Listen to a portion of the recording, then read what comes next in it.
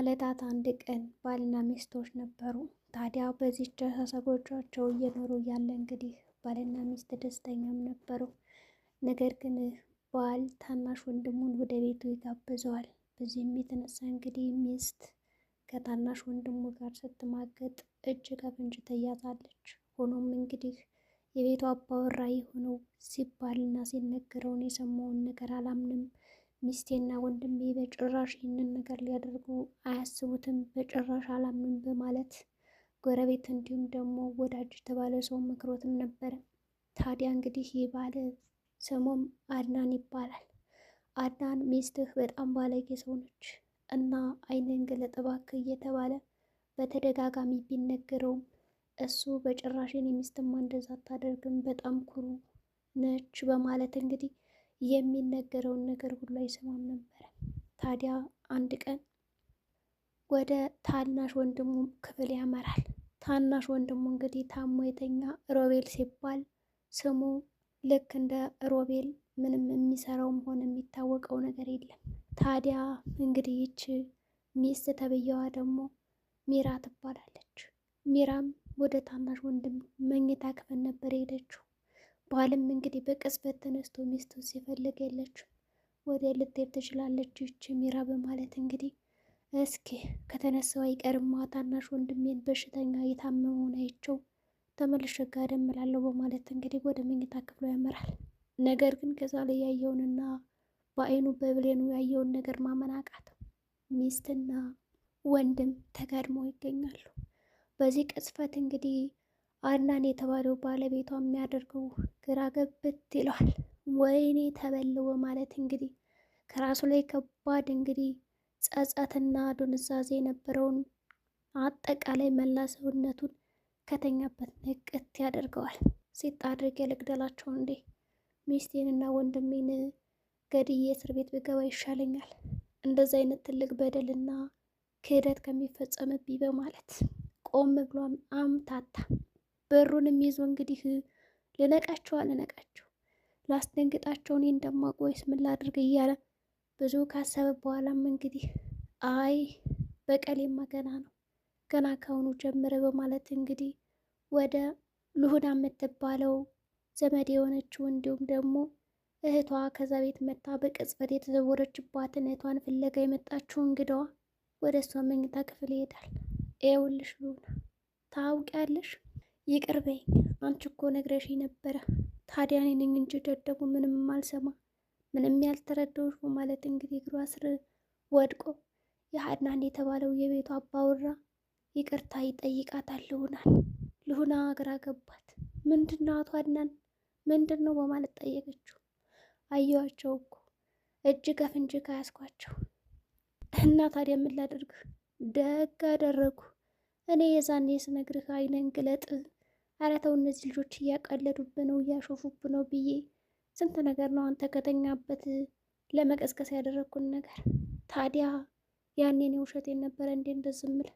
አሁን ከረፈደም ቢሆን ነቅተሃል፣ የራስ ጉዳይ፣ ምንም አይመለከተኝም በማለት እንግዲህ ጎረቤት የሆነችው ልሁና አድናንም ሙልጭ አድርጋ ተሰድበዋለች። አንተ እኮ ልክ በግ ነህ፣ ልክ እንደ ከብት ስትነዳ ይኖርክ ሰው፣ ያውም በታናሽ ወንድም በዛ በሽተኛና በሚስት ሚራ። ታዲያን ያው ምንም ማደርግልህ ይመስላል? ዞር በልልኝ ከፊቴ በማለት እንግዲህ አንቋሻና አንጓርዳ ከመኝታ ክፍሏ ታስወጣዋለች።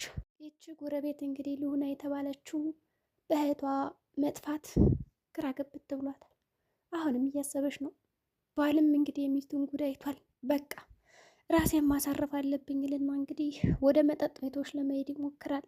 ሚስት ታዲያ በዚህ ጊዜ ያው ከውሽሚት ጋር እንግዲህ እየማገጠች ነበረ። ውሽማውም እኔ ያለ አንቺ መኖር አልችልም፣ አንቺ ማለት እስትንፋሴ ነሽ እያለ የውሸት ቃላቶችን እንግዲህ ድረድርላት ጀመረ። ሚስትም እንግዲህ ከሁለቱ ልትሆን አልቻለችም። ባሏንም አላዳነች፣ ውሽማዋንም ልታድን አልቻለችም። ውሽማ ተብዬው እንግዲህ ታናሽ ወንድሜ ሮቤል ሚራን ለጥቅም ብቻ የሚፈልጋት ሲሆን እንዲሁም ደግሞ ወንድሙን ለመበቀል የሚያደርገው አንዳንድ ነገር አለ እንጂ የእውነትም ከልቡ ወዷት አልነበረም ሚስቱን የቀማው። ታዲያ ይች ሞኝ የሆነች ሚስት እንግዲህ እኔማ አድናን ከሚባለው ሞኝ ባል ጋር አብሬ ከማድር ከአንተ ጋር ሞቴን መርጣለሁ እያለችው እንግዲህ አስመሳዩ ሮቤልን መርጣ እሱም ከላይዋ ላይ እየደረበባት ይገኛል። ነግሬያለሁ፣ ሁለተኛ ሴት እንዳታይ። እኔ በጣም በጣም በጣም እንግዲህ ሲመጡብኝ በአንተ እቀናለሁ እና ውርድ ከራሴ አንዲት ሴት ዝር ስትል ባይ ባጠገብ ትለዋለች። አጀሬ እንግዲህ በልቡ ነበር የሚያጉረመረመው። አንቺን ደግሞ ማን ሊወድሽ ነው የሆንሽ ጭራቅ ነገር? እኔ ሲጀምር አድናን ለመበቀል ብዬ ነው እንጂ እንዴት እንደምጠላሽ ታውቂያለሽ ግን ይላታል። ሜራ ከልቧ ነበር የምትወደው፣ ግን ከሁለቱም ሳትሆን ቀረች። በአንድ በኩል ይወደኛል ብላ ያን ሁሉ ነገር የምታደርግለት እንግዲህ እሱ ለጥቅሙና ለጥቅሙ ብቻ ነው የሚፈልጋት።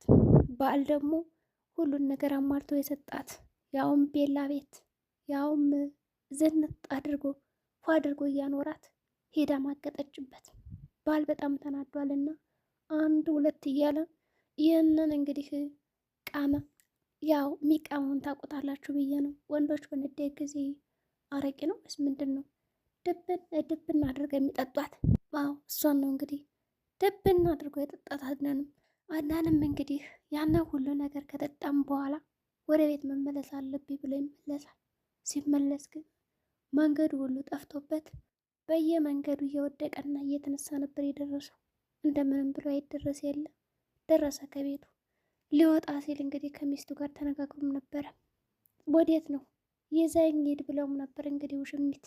እሱ ያንቺን አይን ማቆም የማይበት ድፍረት የለኝም፣ ወዴትም ይዤሽ አልሄድም፣ ብቻዬን ነው የምሄድ በማለት ነበር አፈንግጧት የወጣው። ታዲያ በዚህ ቅስፈት እንግዲህ ሚራ ለውሽማዋ ትሄድና አድናን እኮ ዛሬ አመናጨቀኝ ያለ ወትሮ የጠረጠረው ነገርም አለ በማለት ለአድናን ታማክረዋለች። ሮቤልም በአክሽ ታየው አድናን ወንድሜ ሞኝ ነው፣ ምንም አያውቅም፣ አትጨነቂ እያለ ማስተባበል ጀመረ። የሚስት ጥርጣሬ ልክ ቢሆንም ታናሽ ወንድም ግን ሀሳቡን እንድትቀይር ብዙ ነገሮችን ገፋፋትና ሞከራት። ሌላ አማራጭም አመጡ እንግዲህ ቆየሳ አድናን እያሉ ሚስትና እንግዳ የሆነችው ልዑና መጠባበቅ ጀመሩ። ከዛ ቀደም ብሎ እንግዲህ ልዑና የእህቷ ጉዳይ አሳስቧታል። አሁንም ቢሆን ጥያቄዋ እየተመለሰ አይደለም።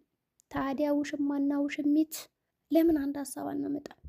ከዚህ ቤት ይች እንግዳ የሆነች ልጅ ምን ቀር ብላ እንድትወጣልን የሆነ ደብዳቤ እንጻፍና እንላክላት።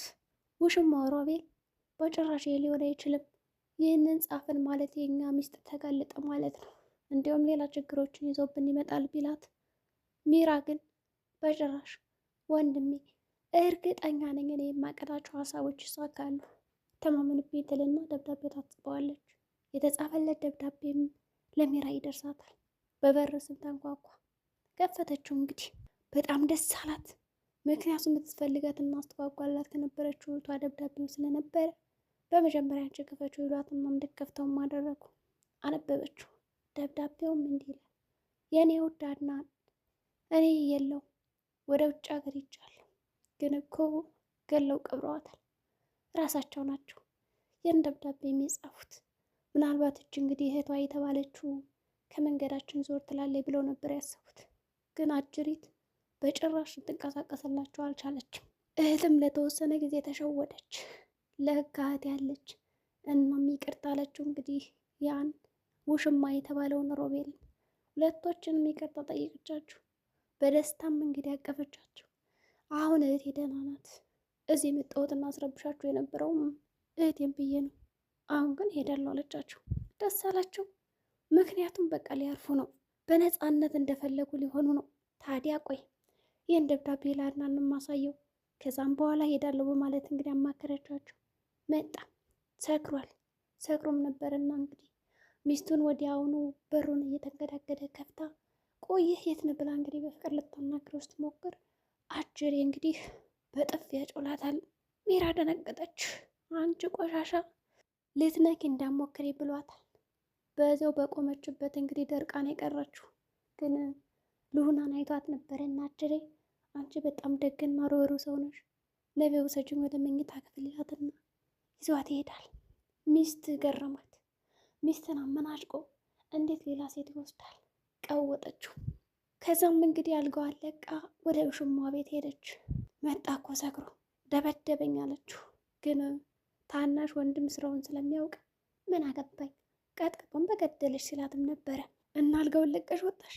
ታዲያ ምን ላድርግ? ሉና እኮ አለች ውጭልኝ አለኝ። ወይኔ እኔ የእሱን የሆነ ነገር ወስዳለሁ እያልኩ ጭራሽ አልጋውን ጥለሽለት ወጣሽ? በሂጅ ተመለሽልና ተመልሳ እንድትሄድ ያደርጋታል። አባወራውም እንግዲህ ቤቱን እንዴት አድርጎ ነው ከፈረሰበት ሊያቆመው የሚችለው